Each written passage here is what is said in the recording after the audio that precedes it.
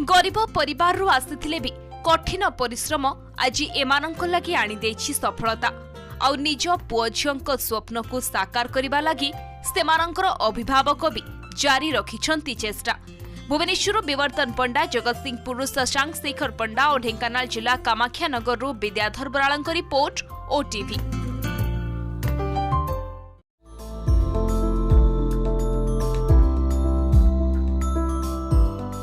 कठिन परिश्रम आनी दिए सफलता। नाना बाधा थिले भी एकाग्रचित हुई पाठ पढ़िबा आज आनी देछि सफलता।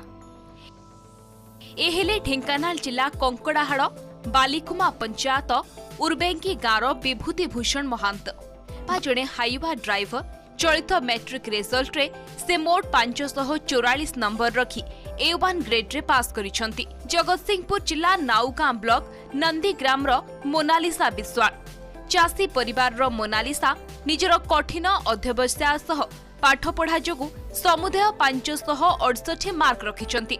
8 अधिक भी आशा थिला। 14 रु 15 घंटा परिश्रम करे। गाँव रे हमर जने सार अछंती सी टिके पढ़ा पढ़ी करंती। जदि परीक्षा हेतांता ताले आहुरी मु बहुत भलो number रखितांती।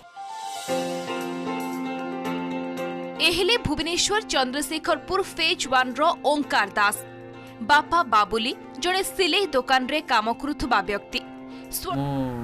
Government high school Chandrashekharpur phase 1 रे पढ़ुथली।